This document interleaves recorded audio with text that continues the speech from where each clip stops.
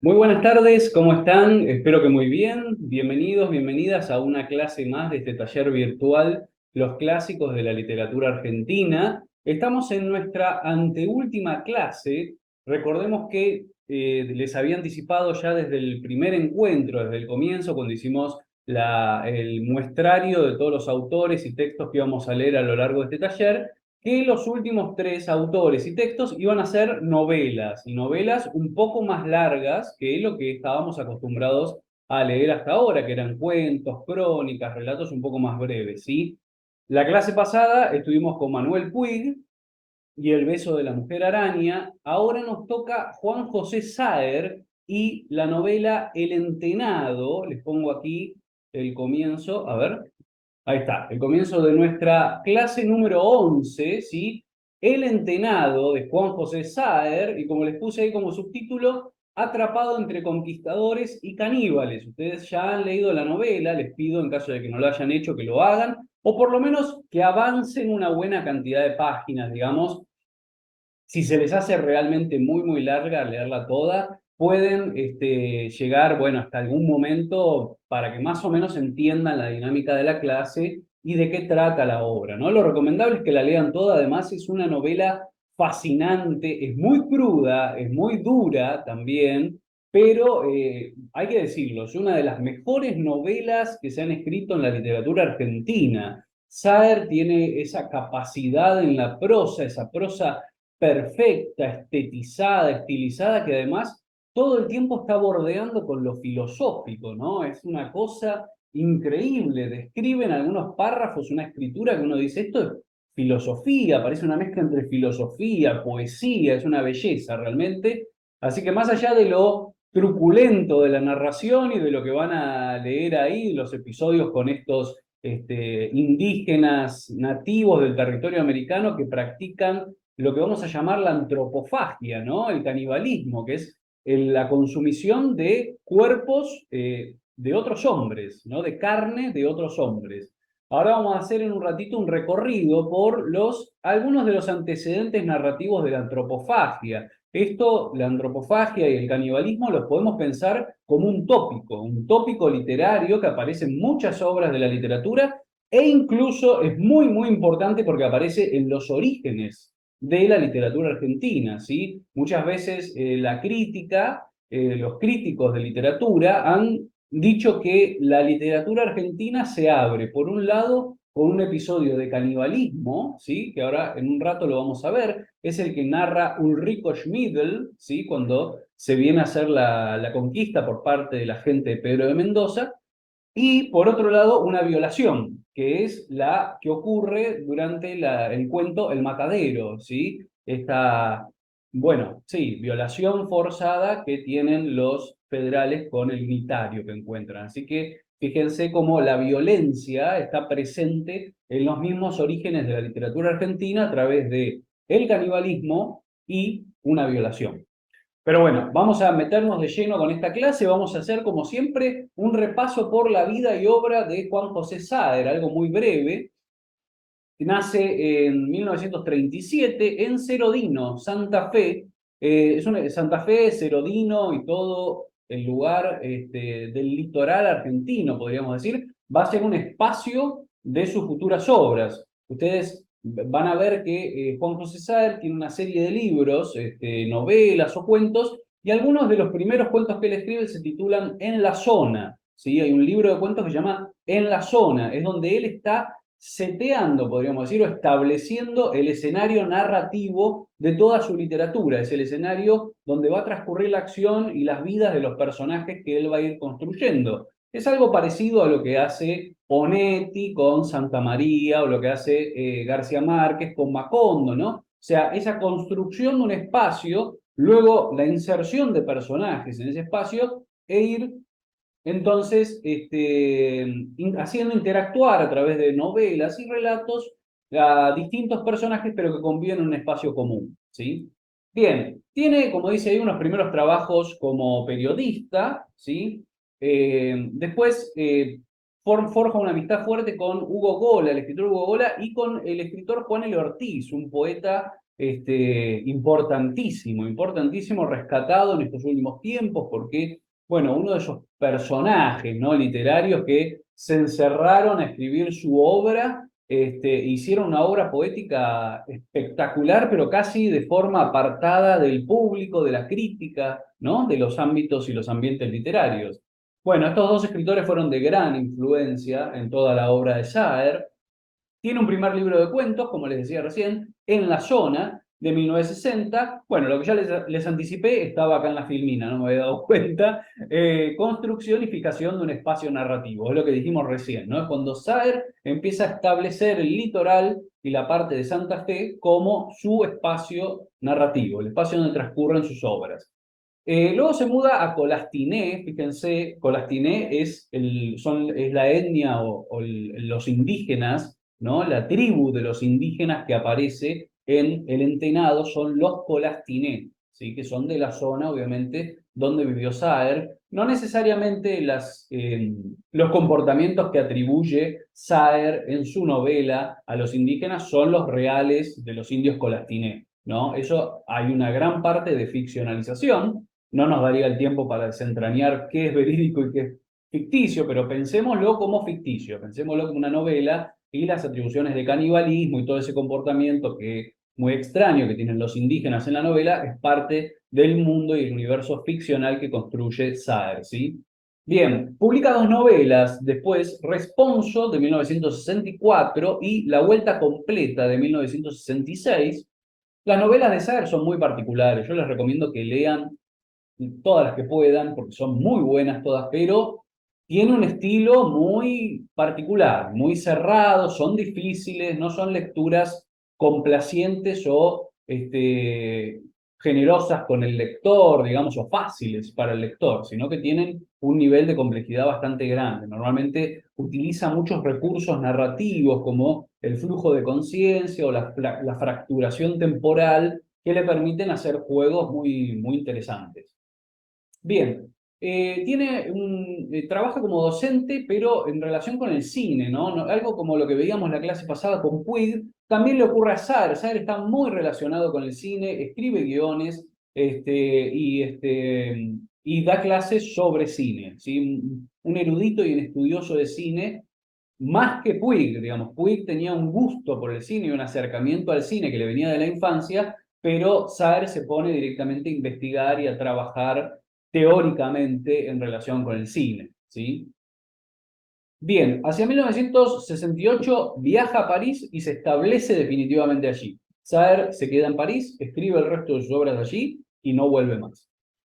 Publica allá su novela más compleja y radical, le lleva 9 años de trabajo, que es El Limonero Real, de 1974, sumamente recomendada. Ahora en un ratito vamos a leer algún fragmento porque me interesa que pasemos muy por arriba algunas de las mejores novelas de Saer para reconocer ese estilo propio, ¿no? El estilo saeriano, podríamos decir.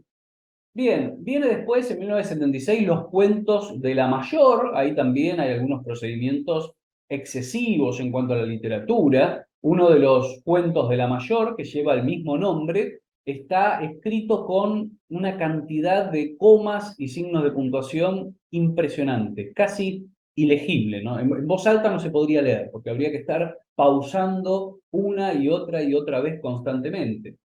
Bien, publica después Nadie y Nada Nunca, una de sus novelas más famosas, en 1980. Es un policial narrado desde diferentes puntos de vista y tiene alguna característica que se la hizo pensar y leerla en relación con la época de la dictadura, ¿sí? Alguna alegoría ahí que ha metido Saer en esa novela. Luego aparece en 1983 El Entenado, la que nosotros hemos leído acá. Se puede considerar una novela histórica, no lo es como las de Rivera, que vamos a ver la clase próxima.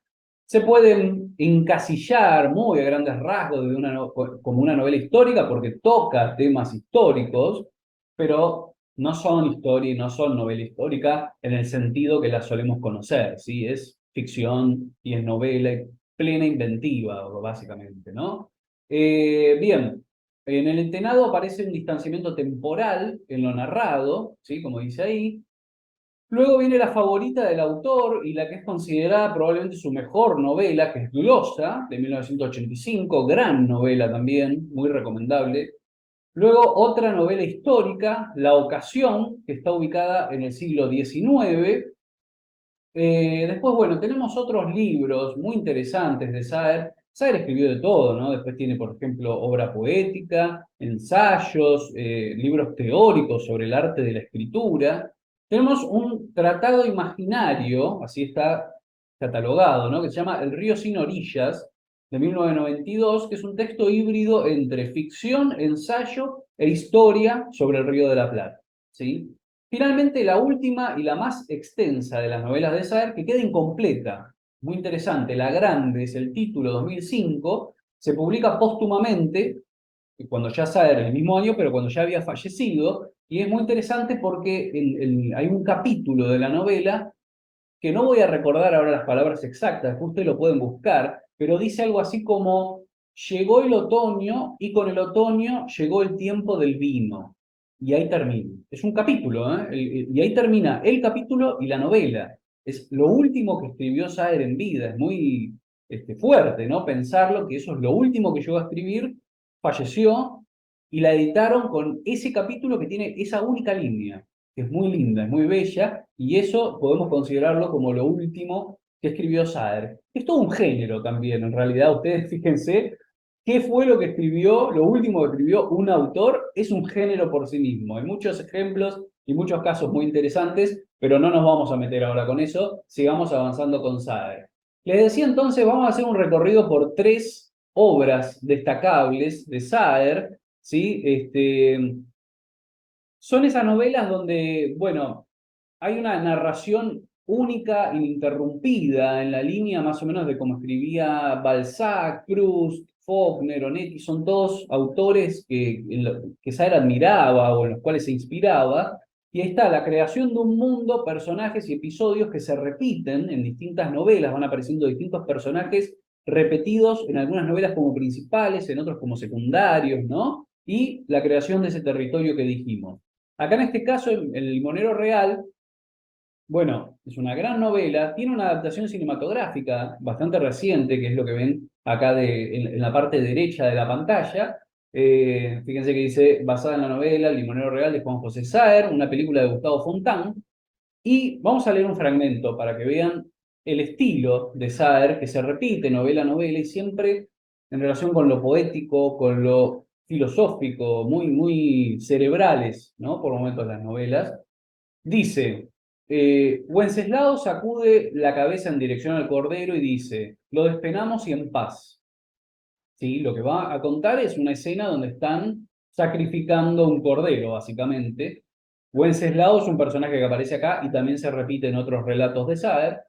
Y dice, más adelante será una res roja, vacía, colgando de un gancho. Después se dorará despacio al fuego de las brasas, sobre la parrilla, al lado del horno. Después será servido en pedazos sobre las fuentes de losa cachada, repartido, devorado, hasta que queden los huesos todavía jugosos, llenos de filamentos a medio masticar que los perros recogerán al vuelo con un tarascón rápido y seguro y enterrarán en algún lugar del campo al que regresarán en los momentos de hambruna y comenzarán a roer tranquilos y empecinados, sosteniéndolos con las patas delanteras e inclinando de costado la cabeza para morder mejor, dando tirones cortos y enérgicos, hasta dejarlos hechos unas láminas, unos cilindros duros y resecos que los niños dispensarán pateándolos, fíjense, continuo, ¿eh? No hay un punto, es una, es una lectura eh, ferviente, ¿no? Hay que hacerla así como de forma, no descansa, no tiene un solo descanso, es continua todo el tiempo, ¿no? Pateándolos o recogiéndolos para tirárselo entre ellos a los mediodías calcinados en que atravesarán el campo para comprar soda y vino en el almacén de Berini, objetos ya irreconocibles que quedarán semienterrados y ocultos por los yuyos en diferentes puntos del campo durante un tiempo incalculable, indefinido, en el que arados, lluvias, excavaciones, cataclismos, la palpitación de la tierra que se mueve continua bajo la apariencia del reposo, los pasearán del interior a la superficie, de la superficie al interior, cada vez más despedazados, más irreconocibles, hechos fragmentos, pulverizados, flotando impalpables en el aire, o petrificados en la tierra, sustancia de todos los reinos, tragada incesantemente por la tierra e incesantemente vuelta a vomitar, viajando por todos los reinos, vegetal, animal, mineral, cristalizando en muchas formas diferentes y posibles, incluso en la de los otros corderos, incluso en la de infinitos corderos, menos en la de ese cordero hacia el que ahora se dirige Wenceslao llevando un cuchillo y la palangana. Respiro, tomo aire. Es increíble, es toda una única oración esto, ¿no? Fíjense qué pedazo de fragmento. Y bueno, como han visto, es espectacular el lenguaje que utiliza Saer y además esta cuestión filosófica. Bueno, continuamos con la clase. Disculpen, estoy teniendo algunos inconvenientes técnicos con la conexión de internet. Recién se ha cortado. Después veo si unifico o subo los videos por separado. Pero sigamos adelante. Hicimos la lectura entonces del fragmento de El Limonero Real, la novela de 1974. Y ahora vamos a leer un fragmento también de Nadie Nada Nunca, de 1980, como les decía, otra de las grandes novelas de Saer, para que veamos el estilo, la cadencia, el ritmo que tiene su prosa, su escritura, ¿sí? Fíjense, este es un fragmento muy conocido, es el comienzo exacto de la novela, y dice, no hay al principio nada, nada. El río liso, dorado, sin una sola arruga, y detrás baja, polvorienta, en pleno sol, su barranca cayendo suave, medio comida por el agua, la isla. El gato se retira de la ventana. El gato es un personaje, como Wenceslao, recurrente y que aparece en varias de las obras de Sade, ¿sí?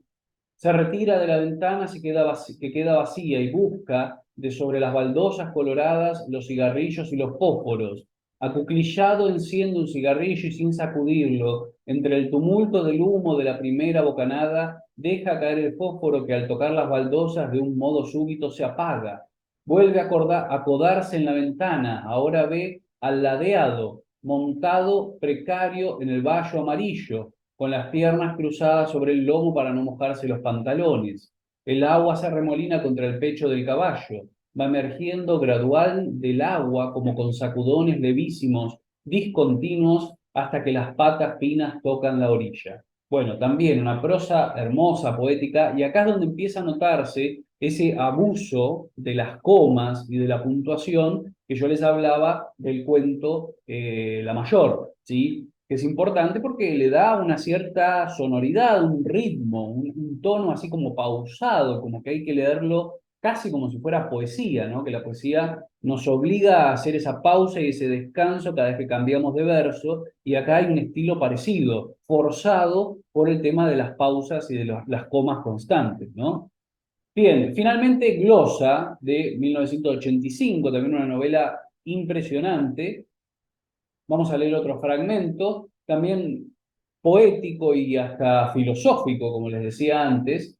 Dice, muchos años más tarde sabrá, gracias a evidencias sucesivas, que lo que otros llaman el alma humana nunca tuvo ni tendrá lo que otros llaman esencia o fondo, que lo que otros llaman carácter, estilo, personalidad, no son otra cosa que repeticiones irrazonables acerca de cuya naturaleza el propio sujeto, que es el terreno en que se manifiestan, es quien está más en ayunas, y que lo que otros llaman vida es una serie de reconocimientos a posteriori de los lugares en los que una deriva ciega, incomprensible y sin fin va depositando a pesar de sí mismos a los individuos eminentes que después de haber sido arrastrados por ella se ponen a elaborar sistemas que pretenden explicarla.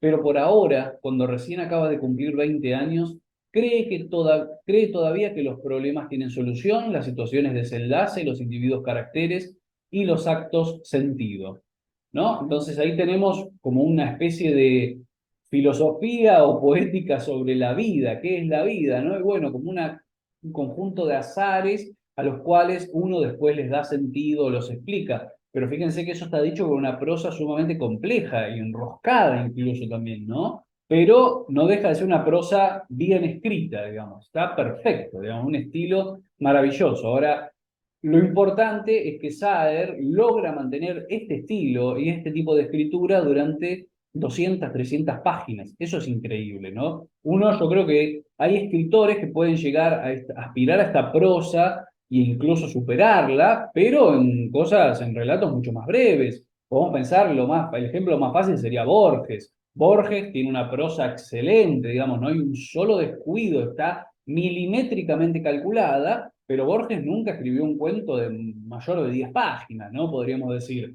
Entonces, es más fácil lograr una prosa excelente, perfecta, en 10 páginas, pero no es tan sencillo, me parece, sostenerla a lo largo de 200 o de 300, como hace Saer, ¿no? Bien, vamos ahora sí a, antes de entrar en nuestra novela, en nuestra lectura, que es El Entenado, ahí tienen la portada de la primera edición con estos dibujos que parecen sacados de un bestiario, ¿no? Medieval, estos seres extraños, muy deformes, con un pie gigante, con los ojos en el cuerpo, bueno, una cosa muy extravagante. Pero antes de esto, como les decía, vamos a recorrer algunos antecedentes relacionados con el tópico de la antropofagia, ¿sí? Es decir,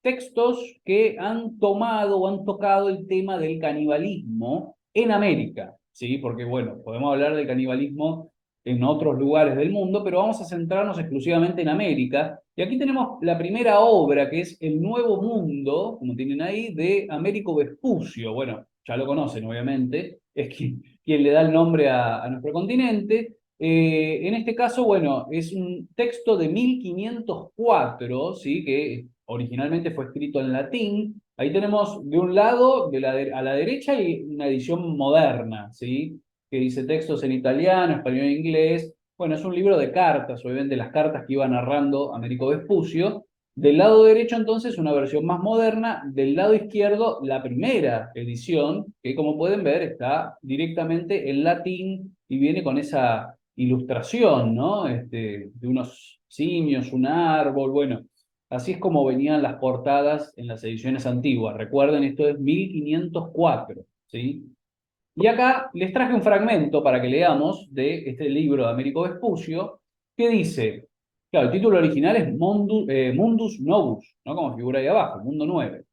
Bien, los pueblos pelean entre sí sin arte y sin orden. Los viejos con ciertas arengas suyas incitan a los jóvenes a la batalla, en la cual cruelmente se matan. Aquellos que en la batalla resultan cautivos no los guardan vivos, sino para su alimento, pues unos se comen a otros y los vencedores a los vencidos y la carne humana es entre ellos alimento común. Esta es cosa verdaderamente cierta, pues se ha visto al padre comerse a los hijos y a las mujeres, y yo he conocido un hombre con el cual he hablado, de quien se decía que había comido más de 300 cuerpos humanos, y aún estuve 27 días en cierto pueblo donde vi en las chozas la carne humana salada y colgada de las vigas, como entre nosotros se usa colgar el tocino y la carne del cerdo. Digo mucho más, que ellos se maravillaban porque nosotros no matábamos a nuestros enemigos y no usábamos su carne en las comidas, la cual dicen es sabrosísima. Bueno, ahí tenemos el estupor, ¿no? Queda estupefacto Américo Vespucio al ver las costumbres de este pueblo de caníbales que él se encuentra en sus viajes y que comen la carne, que incluso tienen como una lógica de pensar cómo ustedes, los civilizados europeos, pueden matar a sus enemigos y no comérselos, ¿no? Es una especie de desperdicio. ¿Para qué los matan entonces? Acá cuando mataban a los enemigos, aprovechaban el recurso y se ingerían su carne. Bueno, costumbres de este tipo de pueblos, ¿no? Esto en el año 1504 y narrado por el europeo, ¿no? Siempre tenemos que pensar que la perspectiva del que está contando y el que está narrando, en este caso el cronista, es la visión europea, ¿sí? Quizás la visión que trae Américo Vespucio sobre estos pueblos pueda estar sesgada, ¿sí? Eso es importante tenerlo en cuenta. Acá tenemos una de las ilustraciones que vienen con la primera edición y podemos ver cómo están, ¿no? Cómo están preparando. Acá no sé si ven el mouse, cómo tienen como una especie de fuego, como una parrilla con los cuerpos y la cabeza colgando sobre el fuego y acá parecería que los estuviesen preparando con algún tipo de, o comiendo, ingiriendo. Incluso acá tenemos una señora que está ingiriendo un brazo muy tranquilamente, ¿no? Así que bueno. Este es uno de los dibujos que acompaña la edición, la primera edición de este libro de Américo Vespucio. El segundo ejemplo es importantísimo, es uno de los comienzos de la literatura en el Río de la Plata, de la narrativa aquí en la Argentina, antes de llamarse Argentina, y es el viaje que hace Ulrico Schmidl junto con, acompañando a Pedro de Mendoza, ¿sí? La Fundación de Buenos Aires, se conoce la mítica Fundación de Buenos Aires. Tenemos, por ejemplo, el relato de Manuel Mujica Lainez, ustedes recordarán, de Misteriosa Buenos Aires, sobre el hambre, ¿no? Cuando son asediados por los indígenas y padecen tanta hambre que las personas comienzan a comerse, los hombres empiezan a comerse entre ellos. Eso es lo que nos cuenta, eso que narra en un cuento Manuel Mujica Lainez, que después hizo una película también, está tomado de la crónica real de Ulrico Schmidl, ¿sí? Este cronista alemán que viajó con Pedro de Mendoza, llegó aquí al territorio y recorrió toda la zona y presenció de primera mano, vio de primera mano las terribles operaciones, las terribles cosas que ocurrían durante la conquista de estos territorios, ¿no? Matanzas increíbles en números inimaginados. Es un horror. Realmente yo les recomiendo mucho la lectura. Este libro se consigue en internet, es breve, no es muy largo, hay ediciones modernas, Viaje al Río de la Plata, ¿sí? De Ulrico Schmidl. Yo les recomiendo la lectura tanto para conocer un periodo de nuestra historia, antes de que fuera incluso nuestra historia, ¿no? Es casi un periodo de nuestra prehistoria cultural, literaria, histórica, pero también es horroroso, ¿sí? Se van a horrorizar un poco porque los números que se manejan en ese momento es tremendo. Es los españoles, por ejemplo, diciendo, bueno, fuimos al combate y perdimos 3 hombres y logramos matar 10.000 de ellos, ¿no? Es una cosa con incendios de ciudades, con la gente encerrada adentro. Bueno, me voy mucho por las ramas, perdonen, porque este es un texto que me gusta mucho. Ahí tienen también una portada de una edición moderna de 1903 del lado derecho y del lado izquierdo la portada de la primera edición, que ahí figura fechada en 1599, pero en realidad es de 1567 la primera edición, ¿sí? Y los años en que hace su viaje Ulrico Schmidl son 1534 a 1554. Luego regresa a Alemania y escribe todo este texto. Vamos a leer el fragmento, ¿no? Que dice, es el capítulo 9, se fortifica Buenos Aires y se padece hambre, ¿sí? Y dice Ulrico Schmidl, se levantó allí una ciudad con un muro de tierra como de media lanza de alto. A esto la gente no tenía que comer, se moría de hambre y la miseria era grande. Por fin llegó a tal grado que ya ni los caballos servían ni alcanzaban a prestar servicio alguno. Así aconteció que llegaron a tal punto la necesidad y la miseria que por razón de la hambruna ya no quedaban ni ratas, ratones, ni culebras, ni sabandija alguna que nos remediase en nuestra gran necesidad e inaudita miseria.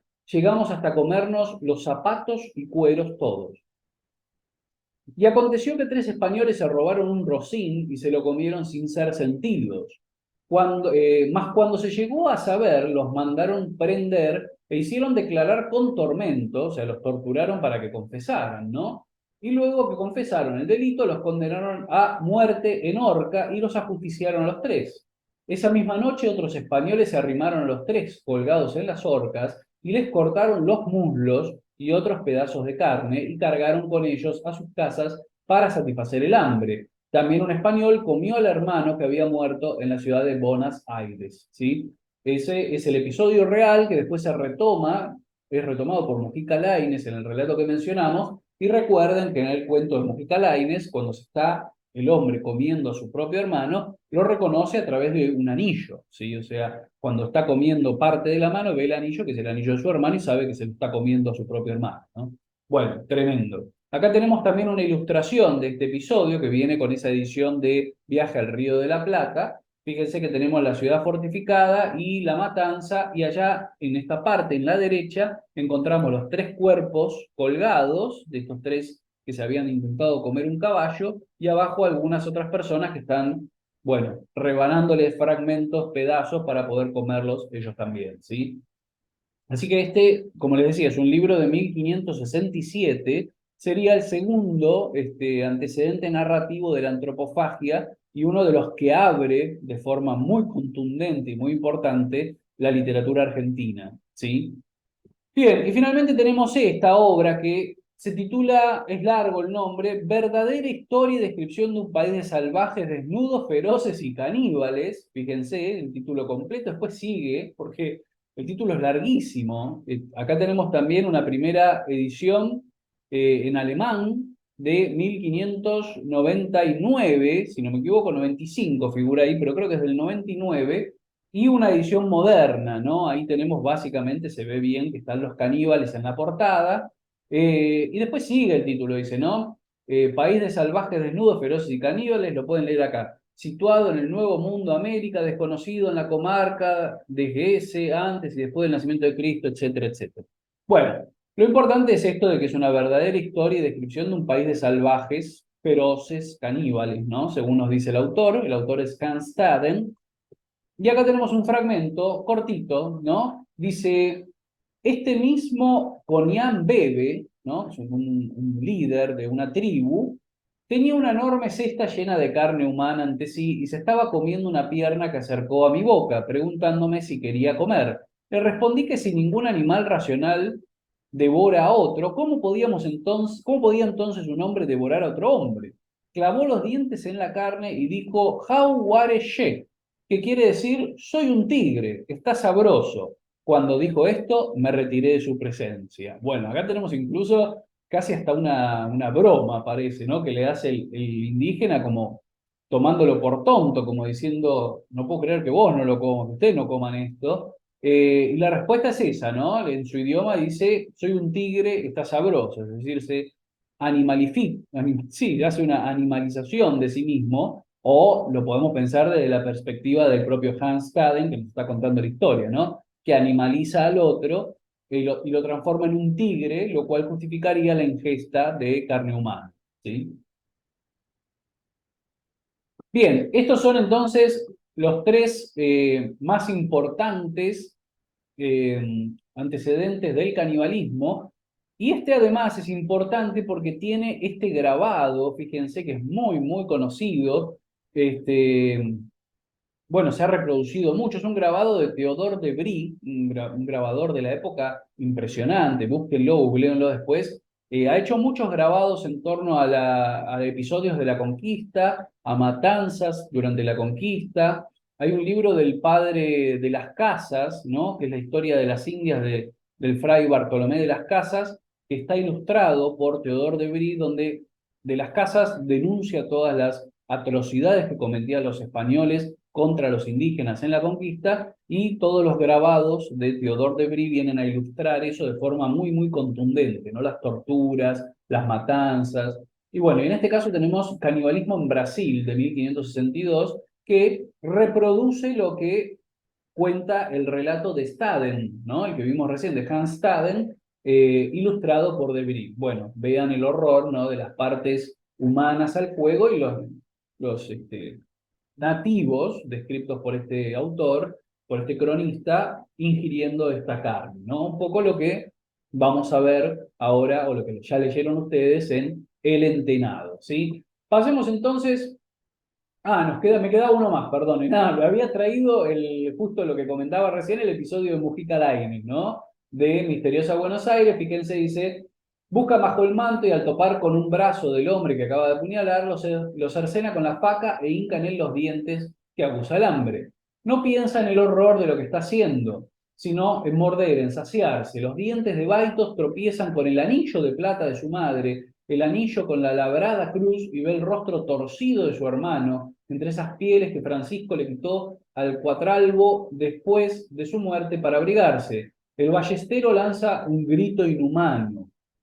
Como un borracho se encarama en la estacada de troncos de sauce y ceibo y se echa a correr barranca abajo hacia las hogueras de los indios. Los ojos se le salen de las órbitas como si la mano trunca de su hermano le fuera apretando la garganta más y más. Bueno, un final espectacular de este cuento, como les decía, reconoce que comió a su hermano por el anillo y al final la mano misma que estaba ingiriendo lo termina ahogando en esa escena de horror absoluto, ¿no? Bien, ahora sí entonces pasamos a el entenado, ¿sí? Podríamos separar, para hacerlo así de modo general y a grandes rasgos, cuatro momentos en la novela, ¿sí? de Saer, tenemos en principio un primer momento que sería el viaje y la llegada a las tierras de los indios Colastiné, ¿sí? Que, como ustedes saben, viene toda la tripulación, un capitán, y el narrador, nuestro narrador o personaje, que es joven y recibe abusos por parte de los marineros en este viaje, ¿no?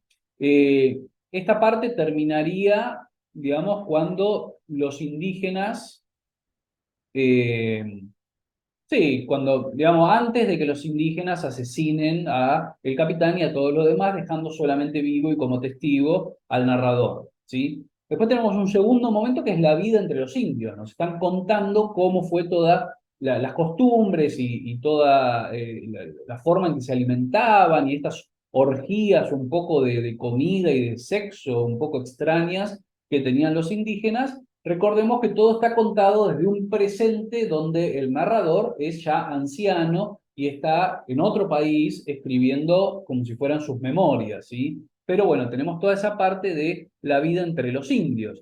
Después tenemos el retorno a la civilización, ¿sí? Vuelve, mucho más adelante en la novela, vuelve finalmente con los suyos, el narrador protagonista deja la vida con los indios, ¿no? Conoce al padre Quesada, bueno, empieza a leer, a escribir, ¿no? Se vuelve a acostumbrar a la vida civilizada, podríamos decir. Y finalmente hay un cierre que es una rememoración de los aspectos del pasado, ¿no? Que se pone un poco filosófico y empieza a recordar otra vez todo. Es como si volviera, digamos, si bien ya nos lo contó en la segunda parte, que podríamos separar o atribuirle a la novela, vuelve a reflexionar sobre esa vida como si el narrador nunca se hubiese podido despegar de esos años que pasó entre los indígenas, ¿sí? Entre los colastineños. Así que vamos a ir recorriendo un poco estos episodios, estos momentos de la novela, viendo los más interesantes. Como siempre, yo les dejo las citas en el PowerPoint y acá en el video para que las recorran. Esto, bueno, es el epígrafe de la novela que se refiere al libro cuarto de Heródoto, sobre los andrófagos, ¿no? Yo lo que les traje ahí son las versiones en base a lo que toma Saer como epígrafe, ¿no? En el epígrafe de Saer dice, más allá están los andrófagos, un pueblo aparte, y después viene el desierto total. Y en el libro cuarto de Herodoto, número 18, lo que dice de forma completa es eso que está ahí. Al país de dichos escitas siguen unos vastos desiertos, pasados estos hay una nación llamada los andrófagos, que hace cuerpo aparte, sin tener nada en común con los escitas, pero más allá de ella no hay sino un desierto en que no vive nación alguna, ¿sí? Y después otro momento donde habla de algo similar es en el libro cuarto, 106, dice, los andrófagos son en sus costumbres los más agrestes y fieros de todos los hombres, no teniendo leyes algunas ni tribunales, son pastores que visten del mismo modo que los escitas, pero que tienen su lenguaje propio, ¿sí? Bien, empecemos con la novela, vamos a ir recorriendo algunos fragmentos. Al comienzo de la novela tenemos dos tiempos y dos espacios, ¿sí? Porque claro, tenemos el presente del narrador, ya anciano, en su hogar, que es la escena de la escritura, y el pasado con los indios, las costas de América, ¿no? Fíjense, escuchen un poco la prosa, lo poética que es, lo linda que es la prosa de Saer. Dice, de esas costas vacías me quedó sobre todo la abundancia del cielo. Más de una vez me sentí diminuto bajo ese azul dilatado. En la playa amarilla éramos como hormigas en el centro de un desierto. Y si ahora que soy un viejo paso mis días en las ciudades, es porque en ellas la vida es horizontal, porque las ciudades disimulan el cielo. Allá de noche, en cambio, dormíamos a la intemperie, casi aplastados por las estrellas. Estaban como al alcance de la mano y eran grandes, innumerables, sin mucha negrura entre una y otra, casi chisporroteantes, como si el cielo hubiese sido la pared acribillada de un volcán en actividad que dejase entrever por sus orificios la incandescencia interna. Es impecable, ¿no? Es una prosa y una escritura increíble, muchos recursos, metáforas, comparaciones, Es poesía, es poesía. Perdonen, a mí me gusta mucho Saer. Espero que a ustedes también les haya gustado. Espero los comentarios después en el foro, ¿no? Que me digan si realmente les gustó la escritura. Yo creo que es un escritor de los mejores en cuanto a narración y a la forma en que escribe, ¿sí? Bien, tenemos entonces ya del principio la orfandad del protagonista que aparece en este fragmento, salido de la nada y empujado al mar. Está este episodio, ¿no? Que no lo voy a leer, es muy largo, pero hay una especie de violación que luego se traduce en una especie de prostitución también forzada durante el viaje oceánico, ¿no? Para que lo dejen en paz, tiene que ceder ante los marineros y él, el narrador, el protagonista, parece mucho más joven, ¿no? Lo tenemos que pensar como muy, muy joven porque habla justamente de las formas juveniles que le dan cierta ambigüedad a su cuerpo, ¿no? Todavía no tiene formas marcadas, entonces, bueno, esto es lo que pasa. Les dejo para que lo lean, pero bueno, ya partimos desde de este horror, ¿no? Que atraviesa el protagonista, incluso en el viaje hacia el continente nuevo que van a encontrar, ¿sí? Bien, esto sí es interesante, ¿no? El episodio de la quietud ominosa del capitán y la expiración melancólica, ¿no? Vieron que el capitán está totalmente quieto, se para, observa el océano y expira, ¿no? Con una profundidad increíble, casi como presagiando lo que está a punto de ocurrir. Nadie entiende muy bien la actitud del capitán y por qué está haciendo esto. Todos están esperando que dé alguna orden, a que diga algo, ¿no? Y tenemos varios tópicos, algo que atraviesa la novela, que es el tema de la construcción de la realidad. ¿Cómo se construye? Esto ya casi es filosófico, científico, ¿no? ¿Cómo se construye la realidad que está alrededor nuestro? Aparece en muchas partes de la novela, es un tópico repetido. Aquí, por ejemplo, dice, teníamos la ilusión de ir fundando ese espacio desconocido a medida que íbamos descubriéndolo, como si ante nosotros no hubiese otra cosa que un vacío inminente que nuestra presencia poblaba con un paisaje corpóreo, pero cuando lo dejábamos atrás, en ese estado de somnolencia alucinada que nos daba la monotonía del viaje, comprobamos que el espacio del que nos creíamos fundadores había estado siempre ahí y consentía en dejarse atravesar con indiferencia sin mostrar señales de nuestro paso y devorando incluso las que dejábamos con el fin de ser reconocidos por los que viniesen después, ¿sí? O sea que se va construyendo la realidad, al principio creen que con el hecho de que ellos la miran, ¿no? Con el hecho de que ellos le dan forma a ese espacio vacío que tienen enfrente. Es un tema muy importante en Saer, el hecho de cómo se construye la realidad, si desde una perspectiva subjetiva, si existe realmente la realidad objetiva y todo esto, ¿no? Acá hay otra parte más, dice, durante unos minutos permanecimos inmóviles contemplando al unísono el mismo paisaje del que no sabíamos si, aparte de los nuestros, otros ojos lo habían recorrido, ni si, cuando nos diésemos vuelta, no se desvanecería a nuestras espaldas como una ilusión momentánea, ¿no? Lo mismo. Lo que estamos viendo es la realidad o lo que tenemos atrás en realidad no existe y ni bien cerramos los ojos desaparece el mundo, ¿no? Son este tipo de planteos filosóficos científicos los que está haciendo Saer acá. Bueno, acá tenemos otro fragmento más, les dejo para que lo lean, es también sobre la construcción de la realidad, otro más, ¿no? La cuarta parte, léanlo después, pausen acá si quieren y lean el fragmento. Bueno, y acá sí llegamos al momento del ataque repentino y la muerte de la tripulación, ¿no? Recuerden que el capitán está diciendo esas palabras, ¿no? Dice, empezó a decir, tierra es esta sin, ¿no? Eso es lo que repite el capitán, ¿no? Al mismo tiempo que alzaba el brazo y sacudía la mano tratando de reforzar, tal vez con ese ademán, la verdad de la afirmación que se aprestaba a comunicarnos, tierra es esta sin... Eso fue exactamente lo que dijo el capitán cuando la flecha le atravesó la garganta, tan rápida e inesperada, viniendo de la maleza que se levantaba a su espalda, que el capitán permaneció con los ojos abiertos, inmovilizado unos instantes en su ademán probatorio antes de desplomarse, ¿sí? Bien, después se descubre que salvo él, exceptuando al narrador, muere toda la tripulación, los matan a todos, ¿sí?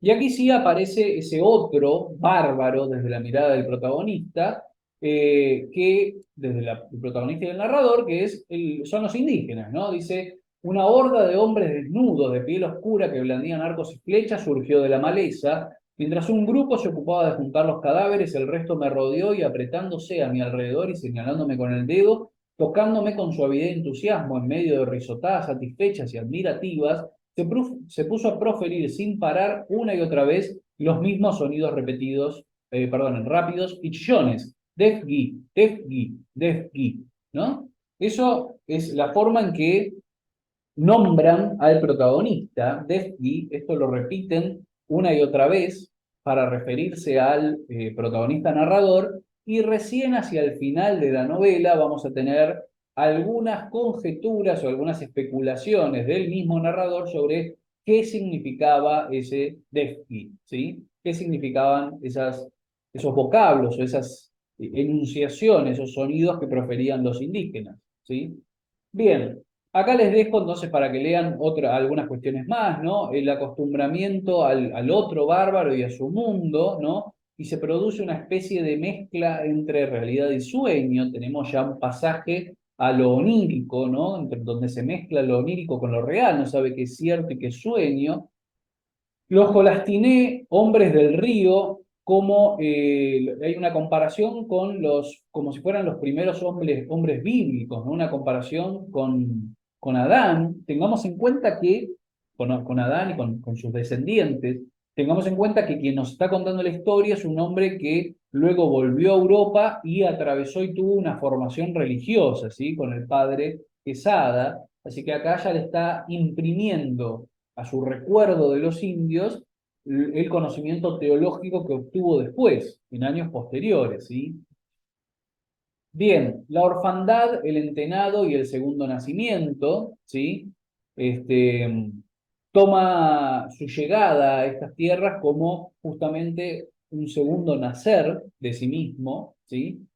Bien, y acá tenemos, comienza toda esta parte muy truculenta de la novela cuando el narrador nos describe las costumbres, especialmente alimenticias, pero también sexuales de los indios, que comienza con el armado de las parrillas y el desmembramiento de los cadáveres, ¿sí? Vieron que están estos hombres que se encargan de preparar las parrillas, el fuego, el asado, podríamos decir, y todos los demás que tienen un comportamiento totalmente diferente. Mientras que estos dos se mantienen inmutables, el resto se junta de una forma nerviosa, esperando a poder comer, ¿no? Y van después comiendo por turnos, ¿sí?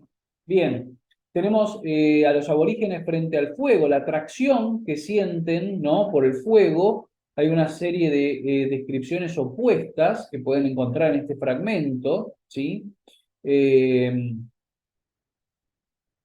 Claro, porque primero habla de que son nítidos y del tema de la luminosidad, etcétera, pero al final después dice, no tardaría en darme cuenta del tamaño de mi error, de la negrura sin fondo que ocultaban esos cuerpos que por su consistencia y su color parecían estar hechos de arcilla y de fuego. Fíjense además la escritura muy, muy poética, pero bueno, tenemos esta atracción que sienten los indígenas por el fuego, y es la misma atracción hipnótica en este caso que sienten por la carne humana, ¿sí? Vamos a leer este fragmento, dice, la disposición de la carne en las parrillas realizada con lentitud ceremoniosa acrecentó la afluencia y el interés de los indios. Era como si la aldea entera dependiese de esos despojos sangrientos, y la semi-sonrisa ausente de los que contemplaban fascinados el trabajo de los asadores tenía la fijeza característica del deseo que debe, por razones externas, postergar su realización y que se expande adentro una muchedumbre de visiones. No ardían esos indios en presencia de la carne de un fuego menos intenso que el de la pira que se elevaba junto a las parrillas, ¿sí? Bien, acá sigue entonces con el mismo tópico, ¿sí? Con el tema de la atracción que sienten estos indígenas por la carne humana, ¿sí? Y aparecen nuevos grupos de indios, ¿no? Empiezan a llegar otros grupos que vienen desde el agua, desde el río, y transportan unas vasijas, ¿no? Donde traen obviamente el alcohol que van a beber porque van a acompañar, o sea, tenemos no solo una especie de eh, satisfacción o colmación en cuanto al hambre, sino también de un exceso en la bebida, una embriaguez total, y que lleva a esa orgía que hablábamos previamente, bueno, una embriaguez y una excitación que produce efectos sobre ellos, ¿sí? Pero bueno, acá están recién llegando este otro grupo que trae las vasitas. Tenemos acá las descripciones de la cocción de la carne humana y un proceso de deshumanización, ¿sí? Fíjense, dice, de la carne que iba asándose llegaba un olor agradable, intenso, subiendo junto con las columnas de humo espeso que demoraban en disgregarse hacia el cielo. El origen humano de esa carne desaparecía gradual a medida que la cocción avanzaba. La piel oscurecida y resquebrajada dejaba ver por sus reventones verticales un jugo acuoso y rojizo que goteaba junto con la grasa. De las partes chamuscadas se desprendían astillas de carne reseca y los pies y las manos, encogidos por la acción del fuego, apenas si tenían un parentesco remoto con las extremidades humanas.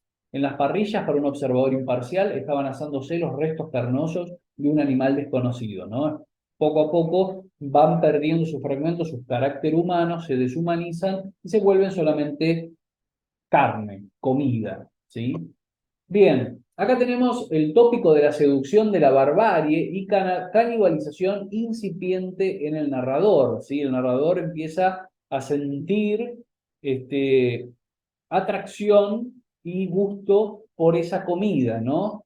Fíjense que se me vino durante unos momentos el deseo que no se cumplió de conocer el gusto real de ese animal desconocido, ¿no? Incluso en algún momento empieza a babearse, ¿no? Empieza a producir saliva porque a pesar de que siente cierta repugnancia, también le atrae el olor y la comida, ¿no? Que están preparando los indios, que recordemos, son sus propios compañeros, ¿sí? Son sus compañeros de tripulación, y también hay que pensar que es la gente que durante el viaje abusó de él, ¿sí? Eso no es menos importante.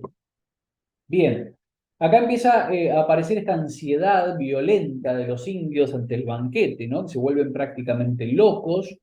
Después se describe acá la actitud de los indios como un hormiguero directamente, ¿sí? O sea, se vuelven, empiezan a actuar de forma automática y van comiendo, bueno, se dice, ¿no? Parecidos a las hormigas también por la rapidez de la marcha, por las vacilaciones, etcétera, etcétera, ¿sí? Bien, aparece el tema de la culpa, la vergüenza y el pecado. Esto que, de vuelta, recordemos que es el narrador colocando atributos sobre los indios después de su convivencia con ellos, pero cuando ya pasó por una fase teológica, podríamos decir, y la bestialización de los indios, ¿no? Se van volviendo directamente bestias, ¿sí? Este, pero bueno, ahí tienen el fragmento, lo dejo para que lo lean, ¿sí? Después de esto viene, de la bestialización y de esta culpa, vergüenza y pecado, viene somnolencia y pesadilla, ¿no? Empiezan a volverse cada vez más aletargados, somnolientos, y todo se traduce, fíjense como dice al final, ¿no? Las caras denunciaban las visiones tenaces que los asaltaban por dentro impidiéndoles dormir, o sea, después de haber ingerido la carne humana, empiezan a tener pesadillas y un malestar que es un malestar psíquico, pero también un malestar físico, se traduce en lo físico, ¿no? Muchos de ellos vomitan y tienen realmente, se les da fiebre, algunos mueren incluso, ¿no? Es realmente como un gran extremo al que se lleva esa reacción ante la ingesta de la carne humana, que por otro lado les viene como una necesidad. Tienen necesidad de hacerlo, pero después les produce todo este tipo de consecuencias físicas horrorosas, ¿no? Bien, bebida del alcohol y rejuvenecimiento por un momento, ¿no? La animalización también aparece acá. Embriaguez y excitación por los efectos del alcohol, los cuerpos, ¿no? Empieza a haber contacto entre los cuerpos, contacto entre ellos y entre los distintos aborígenes y consigo mismos, ¿no? Empiezan a tocarse o a frotarse, cosas muy extrañas, ¿no? Que los lleva a las cuales los lleva este estado de embriaguez y de exaltación total, ¿no?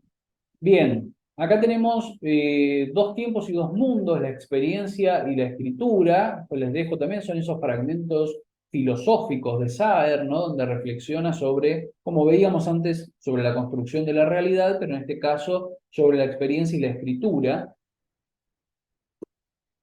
Bien, los episodios sexuales y orgiásticos entre los aborígenes, no lo voy a leer, en este caso por pudor, no, realmente hay algunas cosas que son tremendas, ¿no? Fíjense ya lo que dicen las primeras líneas.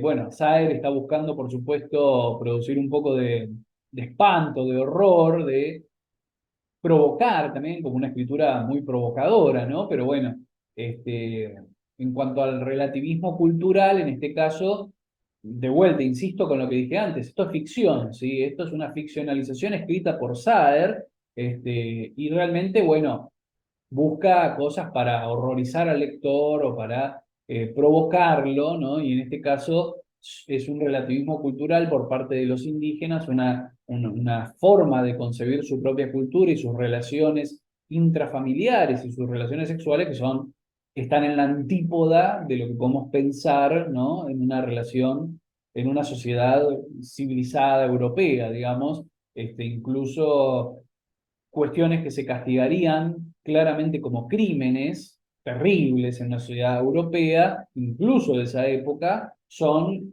cosas normales, ¿no? En el comportamiento que despierta la carne y el alcohol entre estos indígenas, que recuerden que después de pasado este festín y pasado esta especie de episodio orgiástico, vuelven a la normalidad, digamos, muchos mueren, digamos, tienen enfermedades, pero después vuelven completamente a la normalidad, es como si tuvieran que atravesar esto como una especie de ritual terrible y horroroso que hacen los indígenas cuando asesinan o cuando matan a los conquistadores y se comen su carne, ¿sí?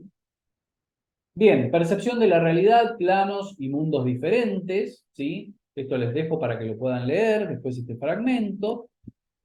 Lo que hablábamos recién, lo que yo les comentaba, la enfermedad de los indios tras el banquete y la orgía, ¿no? Muchos parecían enfermos, hacían mueca de dolor, bueno, cosas tremendas también. Parecían asmáticos, moribundos, los ojos hinchados, la cara congestionada, ¿no? Es tremendo lo que queda después de esto, después del banquete y de la orgía viene la enfermedad, ¿sí?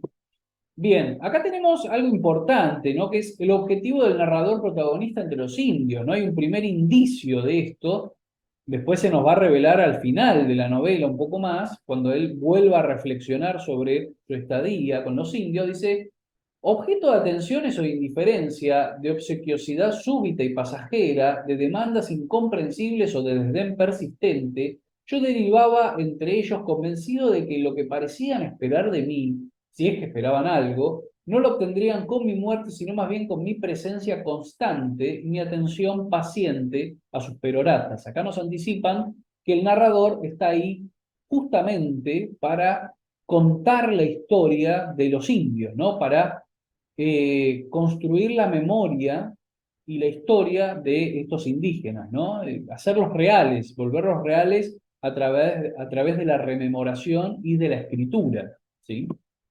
Bien, anticipación por la cacería, ¿no? Y objetos como reliquias. Fíjense, acá nos cuentan cuando se quedan con los objetos de los que matan y los toman como reliquias, sean lo que sean, ¿no?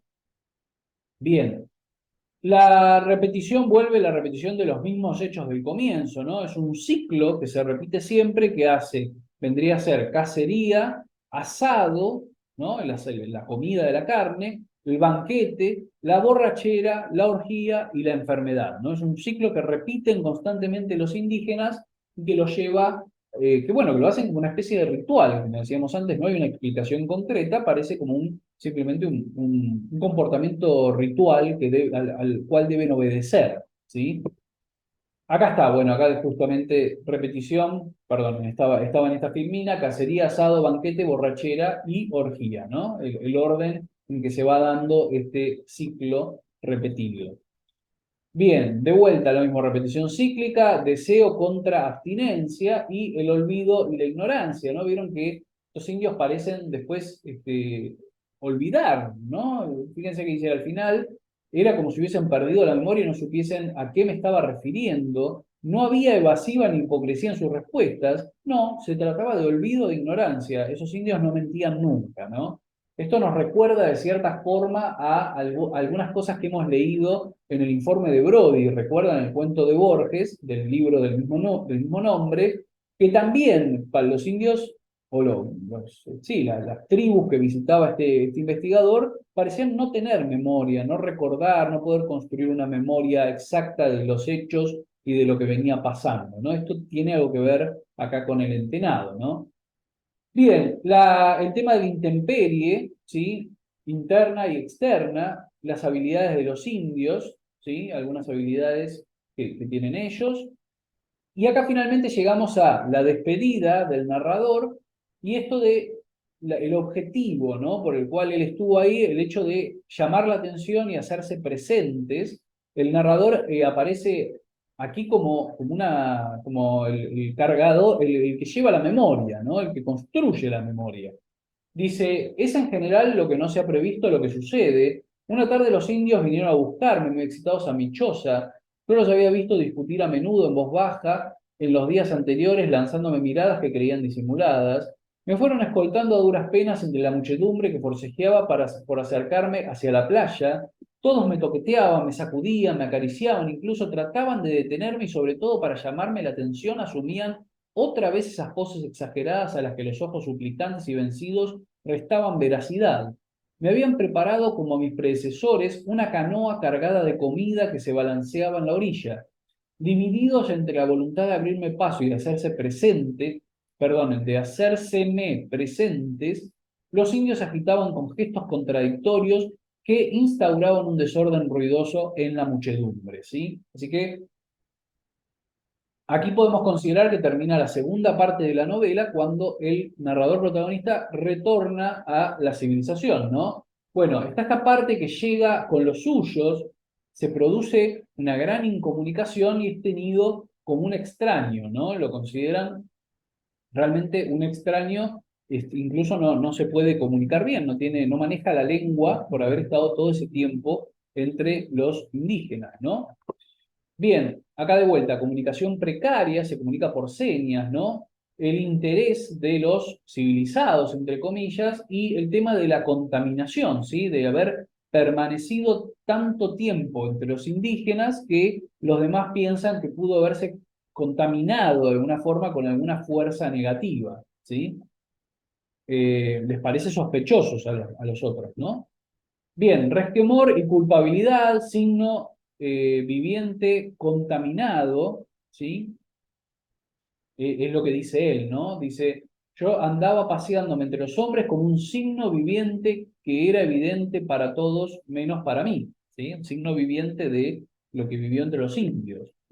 Acá aparece este personaje tan interesante que va a estar en la tercera parte de la novela, que es el padre Quesada, ¿no? El tema de la lectura y de la escritura. El padre es padre por cura, pero también se va a plantear como un padre real para él, para el entenado, ¿sí? Y la lectura y la escritura que se presentan como dos cuestiones esenciales, ¿no? Para acceder al conocimiento, a la civilización.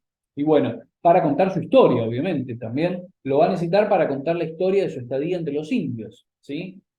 Aparecen estos interrogantes de la civilización sobre la barbarie, le hacen preguntas, una especie de cuestionario, ¿no? De interrogatorio, podríamos decir. Les dejo ahí para que lo lean también.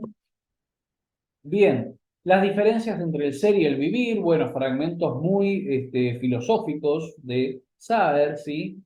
Las representaciones teatrales, vieron que él después se va con esta especie de compañía de teatro donde representan lo que él mismo vivió, ¿no? Y lo ponen a él incluso como personaje, entonces es una especie de puesta en abismo, porque es la obra dentro de la obra, ¿sí? O sea, lo que él ya vivió, un poco cambiado, pero estamos asistiendo en la novela a un procedimiento de puesta en abismo, ¿no? Nos están llevando a un segundo nivel donde también nos cuentan la misma historia, ¿sí? A través de las representaciones, las representaciones teatrales, ¿sí?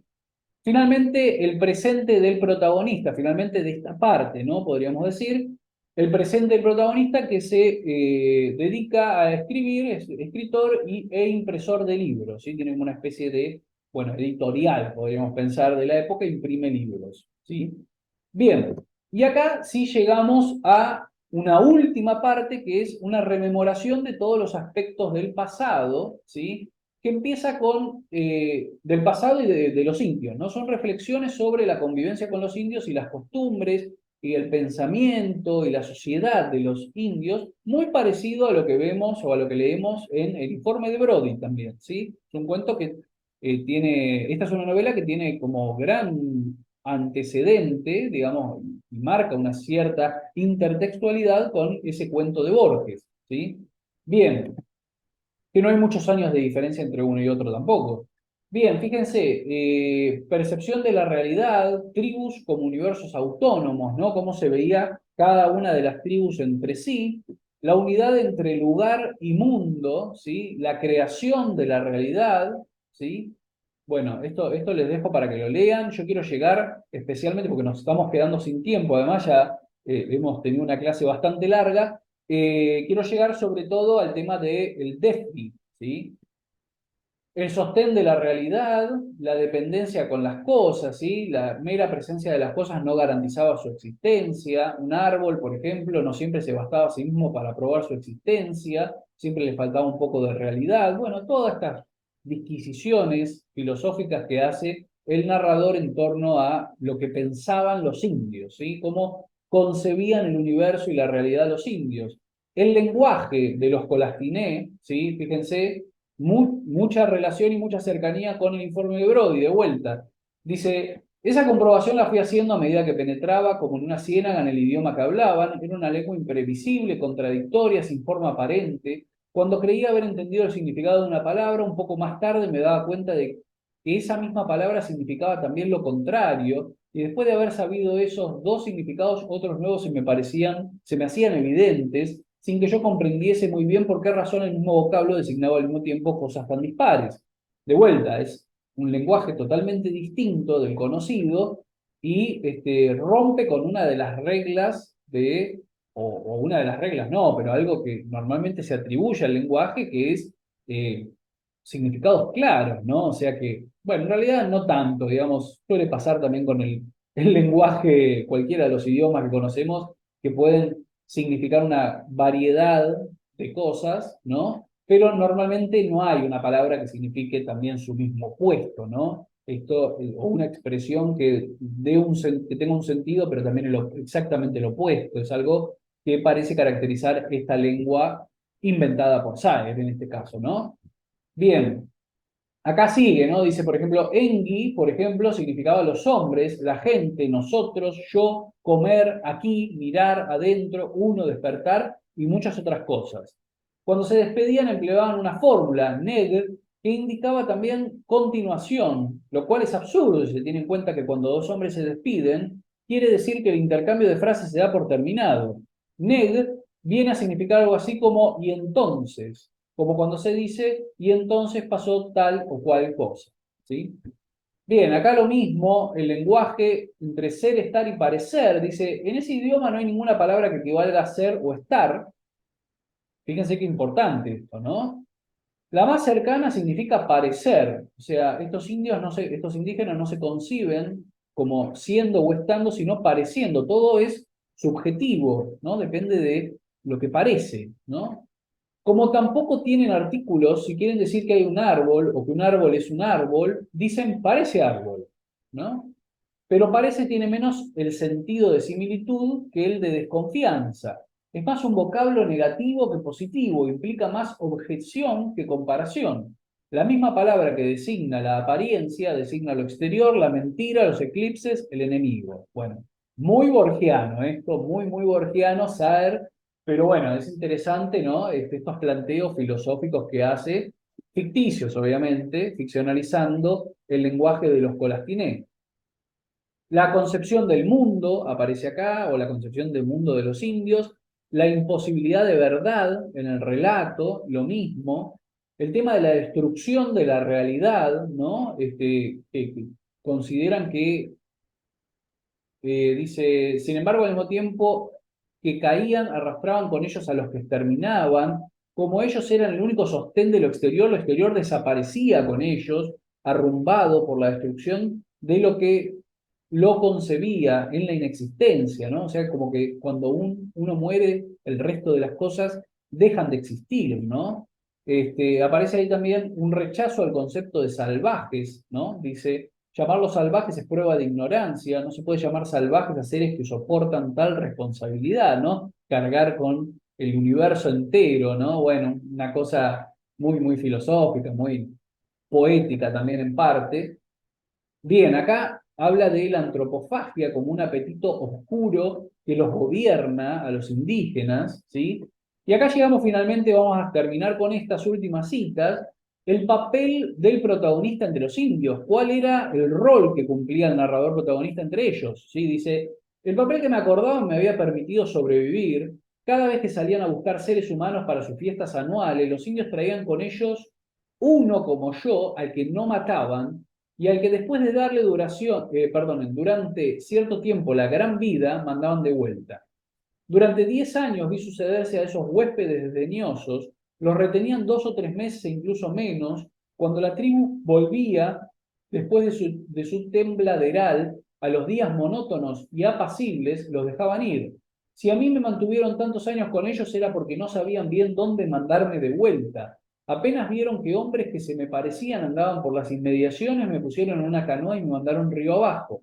De todos esos huéspedes, yo era el único que no había. Bueno, creo que ahí volvió, ¿eh? A ver, se me cortó de vuelta la conexión. Esperen que voy a ver si les puedo compartir. Ya estábamos terminando la clase, nos quedaba muy poco, así que ahí está. Bueno, voy a ver si sigo. Nos quedan 3 filminas nada más.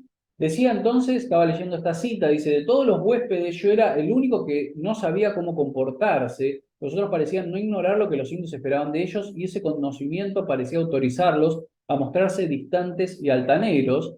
Y finalmente aparece el significado de Defni, ¿sí? Dice, antes de llegar, ellos ya sabían lo que a mí me costó años descifrar. El Defgi, insistente y meloso, que les dirigían tenía apenas desembarcaban en la Costa Amarilla un sentido inequívoco para ellos, para los otros que fueron testigos como él, ¿no?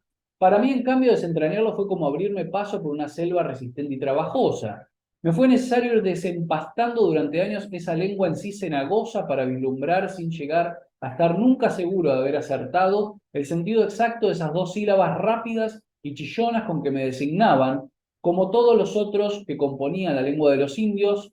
Esos 2 sonidos, def, gi, significaban.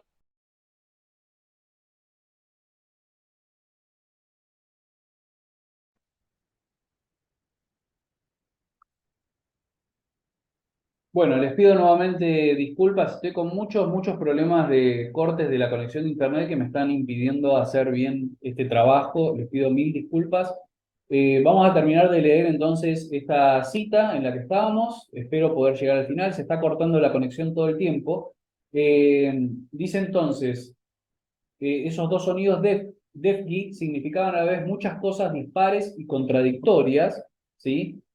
Bueno, Defki se les decía a las personas que estaban ausentes o dormidas, a los indiscretos, a los que durante una visita, en lugar de permanecer en casa ajena un tiempo prudente, se demoraban en exceso. Defki se les decía también un pájaro de pico negro y plumaje amarillo y verde que a veces domesticaban y que los hacía reír porque repetía algunas palabras que le enseñaban, como si hubiese hablado. Defki llamaban también a ciertos objetos que se ponían en lugar de una persona ausente y que la representaban en las reuniones hasta tal punto que a veces les daban una.